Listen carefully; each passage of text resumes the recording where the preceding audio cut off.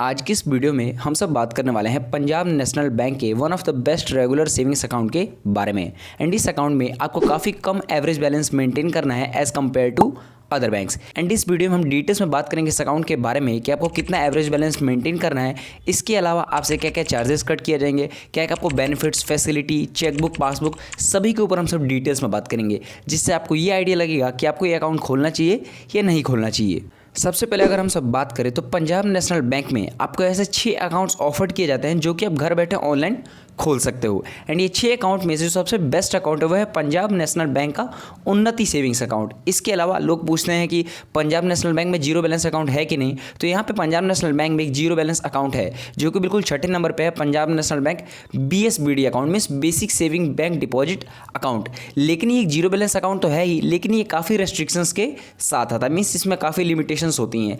लेकिन अगर आप मेरा राय मानोगे तो आपको उन्नति सेविंग्स अकाउंट के साथ जाना चाहिए, क्योंकि मैं अभी आपको बताने वाला हूँ काफ़ी यहाँ पे कम एवरेज बैलेंस आपको मेंटेन करके चलना पड़ता है। जैसे कि अगर हम सब एग्जांपल ले HDFC बैंक का, एक्सिस बैंक का, जितने भी बड़े बड़े प्राइवेट बैंक्स है उसमें आपको काफ़ी ज़्यादा एवरेज बैलेंस मेंटेन करना पड़ता है, जैसे कि 12,000, 5,000 ऐसे आपको एवरेज बैलेंस मेंटेन करने पड़ते हैं। बट इस अकाउंट में आपको काफ़ी कम एवरेज बैलेंस मेंटेन करके चलना होगा एंड काफ़ी अच्छी फैसिलिटीज़ आपको यहाँ पे देखने को मिल जाती हैं।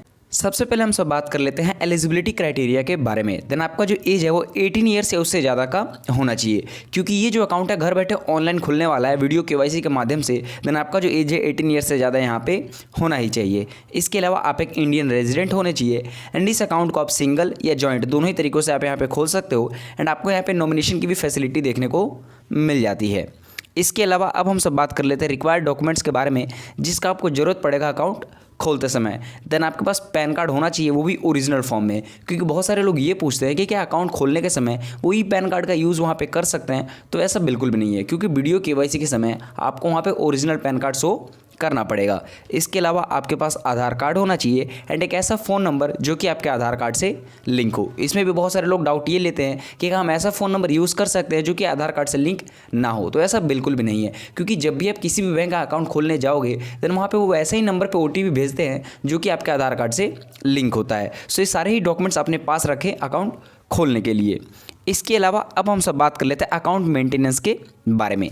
जैसा कि मैंने आपको पहले ही बताया, ये पंजाब नेशनल बैंक का रेगुलर सेविंग्स अकाउंट है। एंड रेगुलर सेविंग्स अकाउंट में कुछ आपको बैलेंस यहाँ पे मेंटेन करके चलना पड़ता है, वो हम सब समझ लेते हैं। सो अगर आप रूरल एरिया से बिलोंग करते हो देन आपको यहाँ पे 500 रुपये क्वार्टरली एवरेज बैलेंस मेंटेन कर रहा है। बहुत सारे लोग ये कन्फ्यूज हो जाते हैं कि क्या monthly average balance and quarterly average balance में क्या डिफरेंस है। सो यहाँ पे ये बता रहा है कि रूरल एरिया में अगर आप होते हो देन आपको 500 रुपये क्वार्टरली एवरेज बैलेंस मेंटेन कर, मीन्स 3 महीने में आपको मेंटेन करना है 500 रुपये। मंथली एवरेज बैलेंस क्या होता है कि हर मंथ आपके 500 वहाँ पे जोड़े जाते हैं कि हर मंथ में आपके 500 रुपये पूरे हैं कि नहीं, लेकिन यहाँ पे 3 महीने में देखा जाएगा, तो ये काफ़ी अच्छी बात है। इसके अलावा अगर आप सेमी अर्बन एरिया से बिलोंग करते हो देन आपका जो अकाउंट में क्वार्टरली एवरेज बैलेंस जो है वो मिनिमम 1,000 रुपये का होगा। इसके अलावा अगर आप अर्बन एरिया से हो देन आपका वहाँ पे 2,000 रुपये का एवरेज बैलेंस मेंटेन करके चलना पड़ेगा। एंड अगर आप मेट्रो सिटी से भी बिलोंग करते हो तो भी आपको यहाँ पे 2,000 रुपये का ही एवरेज बैलेंस मेंटेन करना होगा। सो अगर देखा जाए यहाँ पे एवरेज बैलेंस के अमाउंट को तो काफ़ी कम है as compare to other banks. And इस अकाउंट में आपको काफ़ी अच्छी फैसिलिटीज़ मिलेंगी जो कि मैं इस वीडियो में आगे बताऊंगा। इसके अलावा अब हम सब ये समझ लेते हैं कि मान लीजिए जो भी मैंने आपको अमाउंट बताया मेंटेन करने के लिए, अगर आप उसको मेंटेन नहीं कर पाते हो तो आपके यहाँ पे कितने चार्जेस कट किए जाएंगे। सो यहाँ पे 2 कंडीशंस में बांटा गया है, अप टू 50% एंड दूसरा है आपका अबव 50%। मीन्स जितना भी आपका एवरेज बैलेंस का अमाउंट है, अगर मान लीजिए उसका 50% आप वहाँ पे मेंटेन नहीं कर पा रहे हो तो आपके कितने चार्जेस कटेंगे, या मान लीजिए 50% से ऊपर मेंटेन नहीं कर पा रहे हो तो आपके कितने चार्जेस वहाँ पे कटेंगे। सबसे पहले अगर हम सब बात करते हैं, मान लीजिए आपको 500 रुपये मेंटेन करना है एंड आपका अकाउंट में मान लीजिए 300 रुपये है यहाँ पे, मीन्स 200 रुपये मेंटेन नहीं कर पा रहे हो, मीन्स अप टू 50% तक आप वहाँ पे मेंटेन नहीं कर पा रहे हो। सो अगर आप रूरल एरिया से हो तो आपका 50 रुपये कटेंगे। इसके अलावा अगर आप सेमी अर्बन एरिया से हो देन आपके 100 रुपीज़ वहाँ पे कटेंगे। एंड अगर आप अर्बन या मेट्रो सिटी से बिलोंग करते हो तो आपका 150 रुपीज़ एज ए चार्ज वहाँ पे कटेगा नॉन मेंटेनेंस का। लेकिन अगर आपके अकाउंट का जो एवरेज बैलेंस है वो अबव 50% मेंटेन नहीं हो पा रहा है तो अगर आप रूरल एरिया से हो तो 100 रुपीज़ चार्ज कटेगा, अगर आप सेमी अर्बन एरिया से हो तो 150 रुपीज़ चार्ज कटेगा।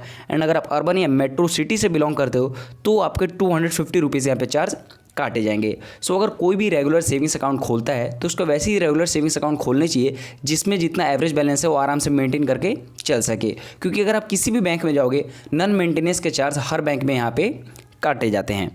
इसके अलावा अब हम सब बात कर लेते हैं डेबिट कार्ड एंड उससे रिलेटेड चार्जेस के बारे में। सो इस अकाउंट में आपको रुपए का क्लासिक डेबिट कार्ड देखने को मिल जाता है एंड ये एक टाइप का वाईफाई डेबिट कार्ड है। अब बहुत सारे लोग कंफ्यूज हो जाएंगे कि वाईफाई डेबिट कार्ड क्या होता है। सो वाईफाई डेबिट कार्ड हम सब उसे कहते हैं जहाँ पे आपको पिन इंटर करने का भी जरूरत नहीं होता, आप बस टैप करोगे एंड वहाँ पे वो पे हो जाएगा।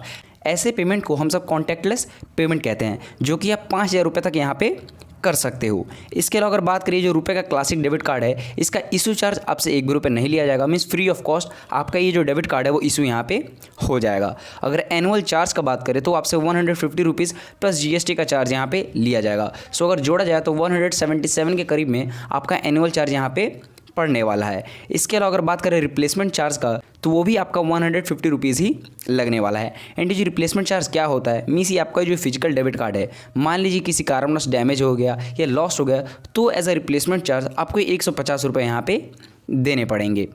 इसके अलावा अब हम सब बात कर लेते हैं डेबिट कार्ड जो आपको मिल रहा है उसकी क्या लिमिट रहती है उसके बारे में हम सब बात करते हैं। सबसे पहले अगर हम सब बात करें पर डे का कैश विड्रॉल लिमिट, तो आपको इस डेबिट कार्ड में 25,000 तक का लिमिट देखने को मिल जाता है। मीन्स आप एक दिन में 25,000 रुपये विड्रॉ कर सकते हो इस डेबिट कार्ड का यूज़ करके। लेकिन यहाँ पे अगर आप नीचे देखोगे तो मैक्सिमम कैश विड्रॉ पे भी लिमिट यहाँ पे लगाया गया है। मीन्स आप एक बार में कितना कैश विड्रॉ कर सकते हो। सो अगर आप मान लो पंजाब नेशनल बैंक के एटीएम को यूज़ कर रहे हो कैश विड्रॉ करने के लिए, तो आप एक बार में 20,000 रुपये वहाँ पे max to max cash withdraw कर सकते हो। एंड अगर आप अदर बैंक के एटीएम को यूज़ कर रहे हो देन आप एक बार में 10,000 रुपये वहाँ पे विड्रॉ कर सकते हो। इसके अलावा अगर पीओएस लिमिट का बात करें, मीन्स पीओएस लिमिट वो होता है जब आप शॉपिंग करने जाते हो या स्वाइप मशीन पे अपना डेबिट कार्ड वहाँ पे यूज़ करते हो, तो वो आपको जो लिमिट दी गई है वो दी गई है 60,000 तक का। मीन्स यहाँ पे आपको देखा जाए तो ओवरऑल एक प्रॉपर बढ़िया डेबिट कार्ड आपको देखने को मिल जाता है विथ डिसेंट लिमिट। इसके अलावा अब हम सब बात कर लेते हैं ट्रांजेक्शन चार्जेस के बारे में। सो अगर आप पंजाब नेशनल बैंक का ही एटीएम यूज़ करते हो ट्रांजेक्शन्स करने के लिए, तो आपको यहाँ पे मंथली 5 ट्रांजेक्शन्स फ्री दिए जाते हैं जो कि फाइनेंशियल ट्रांजेक्शन्स रहते हैं। एंड नॉन फाइनेंशियल ट्रांजेक्शन्स का बात करें तो आपको अनलिमिटेड देखने को मिल जाता है। मीन्स नॉन फाइनेंशियल ट्रांजेक्शन्स पे आपसे कोई भी चार्जेस कट नहीं किए जाएंगे, लेकिन फाइनेंशियल ट्रांजेक्शन्स आपको बस 5 ही मिलेगा फ्री मंथ में। लेकिन मान लीजिए अगर आपका जो 5 ट्रांजेक्शन्स है वो ख़त्म हो जाता है एंड उसके बाद भी अगर आप ट्रांजेक्शन्स करते हो तो आपको 10 रुपये प्लस जीएसटी का चार्ज यहाँ पे देना पड़ेगा। इसके अलावा अगर हम सब बात करें, अगर आप अदर बैंक के एटीएम को यूज़ कर रहे हो ट्रांजेक्शन्स करने के लिए एंड अगर आप मेट्रो सिटी से बिलोंग करते हो, तो आपको यहाँ पे 3 ट्रांजेक्शन्स फ्री दिए जाते हैं पर मंथ, जिसमें आपके फाइनेंशियल एंड नॉन फाइनेंशियल दोनों ही ट्रांजेक्शन्स आ जाएंगे। इसके अलावा अगर आप नॉन मेट्रो सिटी से बिलोंग कर रहे हो तो आपको 5 ट्रांजेक्शन्स दिए जाते हैं फ्री पर मंथ, जिसमें आपके फाइनेंशियल एंड नॉन फाइनेंशियल दोनों ही ट्रांजेक्शन्स आ जाते हैं। इसके बाद भी अगर आप ट्रांजेक्शन्स करोगे तो आपको पर फाइनेंशियल ट्रांजेक्शन्स पे 21 रुपये का चार्ज देना पड़ेगा विथ जीएसटी। एंड इसके अलावा पर नॉन फाइनेंशियल ट्रांजेक्शन्स पे आपको 9 रुपये का चार्ज देना पड़ेगा विथ जीएसटी। इसके अलावा कुछ इंपॉर्टेंट बात है ट्रांजेक्शन चार्जेस से रिलेटेड, वो मैं आपको यहाँ पे समझा देता हूँ। जब भी आप इसकी वेबसाइट पर गए होगे पंजाब नेशनल बैंक के उन्नति सेविंग्स अकाउंट पे, तो वहाँ पे आपको ये दिखता है कि डेबिट एंट्री जो है in half a year should not exceed 40। Means आपका जो डेबिट एंट्रीज है, जो भी अकाउंट से पैसे कटते हैं, वो 40 बार से ज़्यादा नहीं कटने चाहिए 6 महीने के अंदर। और बहुत सारे लोग ये सोचेंगे कि फिर अकाउंट खुलवाने का फ़ायदा क्या हुआ जब 40 बार से ज़्यादा यहाँ पे डेबिट हम सब कर ही नहीं सकते हैं। लेकिन आप नीचे वाले लाइन को बिल्कुल ध्यान से पढ़ें। यहाँ पे जो आईबीएस है, एटीएम है या एसआई डेबिट्स है, ये सारे आपके जो डेबिट्स हैं ये इंक्लूडेड यहाँ पे नहीं किए जाएंगे अंडर लिमिट ऑफ 40 पर हाफ ईयर। मीन्स आपका ये जो 40 डेबिट एंट्रीज है इसमें आपका जो एटीएम से आप विड्रॉ करते हो पैसे। इसके अलावा मान लीजिए जो यहाँ पे एसआई डेबिट्स है, मीन्स आप मान लीजिए ईएमआई पे को फ़ोन ले रहे हो एंड आपका ऑटोमेटिक डेबिट वहाँ पे हो जा रहा है आपके अकाउंट से, वो भी डेबिट इसमें काउंट नहीं किया जाएगा। तो बिल्कुल भी सारी चीज़ों को पहले अच्छे से आप समझा करो। इसके अलावा अगर हम सब बात करें यहाँ पे जो इन सब के अलावा अगर आपका 40 डेबिट हो जाता है एंड उससे ज़्यादा भी आप डेबिट वहाँ पे एंट्रीज आती हैं तो आपके वहाँ पे कुछ चार्जेस कट किए जाएंगे। लेकिन अगर जनरली लोगों की बात करें तो मैक्सिमम जो अपना डेबिट ट्रांजेक्शन है वो इसी से करते हैं, एटीएम से या ऑनलाइन से या ईएमआई से। सो आप बिल्कुल निश्चिंत रहें कि आपका यहाँ पे जो डेबिट एंट्रीज है वो 40 से ज़्यादा होने वाला है। फिर लोग ये पूछेंगे कि जब एटीएम से डेबिट एंट्रीज पे काउंट नहीं किया जा रहा है, ईएमआई वाला काउंट नहीं किया जा रहा है, ऑनलाइन पेमेंट पे काउंट नहीं किया जा रहा है, तो ये डेबिट एंट्रीज है क्या? ये डेबिट एंट्रीज ये है कि जब आप बैंक में विजिट करके पासबुक फिल करके कैश विड्रॉ करने का ट्राई करते हो, वो आपके डेबिट एंट्रीज में आते हैं। इसके अलावा एक और बात मैं आपको बता दूं कि यहाँ पे आपका ट्रांजेक्शन्स डिक्लाइन पे भी 15 रुपीज़ का चार्ज यहाँ पे कट किया जाता है। और बहुत सारे लोग ये पूछेंगे कि ट्रांजेक्शन्स डिक्लाइन होता क्या है। जब आप एटीएम में विजिट करते हो कैश विड्रॉ करने के लिए and due to insufficient balance आपका जो ट्रांजेक्शन है वहाँ पे डिक्लाइन हो जाता है, देन इस कंडीशन में आपसे 15 रुपये का चार्ज वहाँ पे लिया जाएगा। इस चार्ज से बचने का ये एक तरीका है कि जब भी आप एटीएम में विजिट करो कैश विड्रॉ करने के लिए, देन पहले ही आप वहाँ पे बैलेंस इंक्वायरी कर लो, ताकि आपको ये पता चल जाए कि आपके अकाउंट में सफिशिएंट बैलेंस है कि नहीं। इसके अलावा अब हम सब बात कर लेते हैं फ़ंड ट्रांसफ़र के बारे में। इस रेगुलर सेविंग्स अकाउंट में आपको यूपीआई, एनईएफटी, आरटीजीएस, आईएमपीएस ये चारों ही सर्विसेज देखने को मिल जाती हैं एंड बिल्कुल फ्री ऑफ कॉस्ट आप इन चारों ही सर्विसेज को यूज यहाँ पे कर सकते हो। इसके अलावा अब हम सब बात कर लेते हैं रेट ऑफ इंटरेस्ट के बारे में। पंजाब नेशनल बैंक जो है एक टाइप का गवर्नमेंट बैंक है। यहाँ पे आपको यहाँ पे जो रेट ऑफ इंटरेस्ट है काफ़ी कम देखने को मिलता है। अगर सेविंग अकाउंट पे बात करें तो आपको 2.70% का रेट ऑफ इंटरेस्ट मिलता है पर एनम पे। वहीं बात करें एफडी अकाउंट पे, अगर आप 1 साल की एफडी करवाते हो तो आपको 6.75% के रेट ऑफ इंटरेस्ट पे इंटरेस्ट दिया जाता है। पहले ही जो रेट ऑफ इंटरेस्ट था वो 6.80 का था, लेकिन इसको थोड़ा सा चेंज किया गया है। 1 साल की एफडी पे अब आपको बस 6.75% का रेट ऑफ इंटरेस्ट दिया जाएगा। इसके अलावा अगर आप 444 डेज़ का यहाँ पे एफडी करवाते हो, मीन्स 1 साल 2 महीने 20 दिन का, मीन्स अगर आप 2 महीने 20 दिन एक्स्ट्रा यहाँ पे एफडी करवाओगे तब आपको वहाँ पे 7.25% के रेट ऑफ इंटरेस्ट पे आपको यहाँ पे इंटरेस्ट दिया जाएगा। अगर कोई भी पंजाब नेशनल बैंक में एफडी अकाउंट खुलवाना चाहता है तो वो 444 डेज़ का ही करवाए, ताकि आपको वहाँ पर ज़्यादा रेट ऑफ इंटरेस्ट मिल सके। इसके अलावा अब हम सब बात कर लेते हैं चेकबुक एंड पासबुक फैसिलिटी के बारे में। इस अकाउंट में आपको चेकबुक एंड पासबुक दोनों की फैसिलिटी देखने को मिल जाती है। अगर चेकबुक का बात करें देन इस अकाउंट में आपको 25 चेक लीव्स की एक चेकबुक आपको फ्री दी जाएगी पर ईयर। एंड अगर पासबुक का बात करें तो वो भी आपको बिल्कुल फ्री ऑफ कॉस्ट यहाँ पे देखने को मिल जाएगा। बहुत बारी क्या होता है कि जब आप ये अकाउंट खोलते हो देन आपको वेलकम किट में ही पासबुक ये सब देखने को मिल जाते हैं, लेकिन फिर भी अगर आपको वेलकम किट में पासबुक चेकबुक देखने को नहीं मिलते हैं देन आप जाके ब्रांच में विजिट कर सकते हो। वहाँ पर आपको easily passbook and chequebook free of cost आपको वहाँ पे दे दिया जाएगा। इसके अलावा अब हम सब बात कर लेते हैं कुछ हिडन चार्जेस के बारे में। यहाँ पे कुछ खास हिडन चार्जेस तो मिले नहीं, बट 2 हिडन चार्जेस है जो कि मैं आपको यहाँ पे बताना चाहता हूँ। पहला है अकाउंट क्लोजर का, मीन्स मान लीजिए अगर आप ये अकाउंट खुलवाते हो and with in 14 days account खुलवाने के अगर आप इसको क्लोज कर देते हो तो आपसे कोई भी चार्जेस कट नहीं किए जाएंगे। एंड आफ्टर 14 डेज से लेके 12 मंथ्स के अंदर, मीन्स 14 डेज़ के बाद से लेके 1 साल के अंदर अगर इस अकाउंट को क्लोज करते हो तो आपसे यहाँ पे 300 रुपये का चार्ज यहाँ पे कट किया जाएगा। लेकिन अगर आप 1 साल बाद जाके इस अकाउंट को क्लोज करोगे तो भी आपसे यहाँ पे कोई भी चार्जेस कट नहीं किए जाएंगे। जो दूसरा हिडन चार्ज है वो है एसएमएस चार्ज।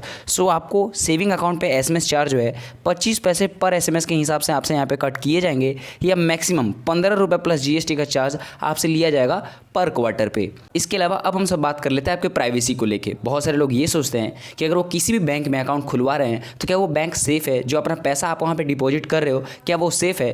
तो एक बात मैं आपको क्लियर कर दूँ, जो पंजाब नेशनल बैंक है वो DICGC से रजिस्टर्ड है। एंड DICGC जो है वो RBI की एक सब्सिडरी बॉडी है जो कि हर एक कस्टमर्स को 5 लाख तक का इंश्योरेंस यहाँ पे गारंटेड करती है। मीन्स मान लीजिए कल की डेट में जिस भी बैंक में अगर आपने अकाउंट खुलवा रखा, अगर वो कल को भाग भी जाता है तो भी जो RBI जो है आपको 5 लाख तक का इंश्योरेंस वहाँ पे देता है। मीन्स अगर आपके अकाउंट में 1 लाख रुपए थे तो पूरे 1 लाख रुपए आपको वापस कर दिए जाएंगे। एंड अगर आपके अकाउंट में 5 लाख है तो 5 लाख रुपए आपको वापस किए जाएंगे, लेकिन बस 5 लाख तक का ही। मान लीजिए अगर आपके अकाउंट में 6 लाख है तो भी आपको बस 5 लाख ही यहाँ पे मिलेंगे, क्योंकि आपको यहाँ पे बस 5 लाख तक का ही पर कस्टमर पे इंश्योरेंस यहाँ पे गारंटेड किया जाता है DICGC द्वारा। आपका जो पैसा है इस बैंक में बिल्कुल सेफ है, क्योंकि ये जो बैंक है DICGC से अप्रूव्ड है। यहाँ पे मैंने पंजाब नेशनल बैंक के इस रेगुलर सेविंग्स अकाउंट के बारे में बिल्कुल डिटेल्स में आपको सारी बातें अच्छे से समझा दिया है। फिर भी अगर आपको कोई भी डाउट है तो ना मुझे कमेंट में पूछ सकते हो।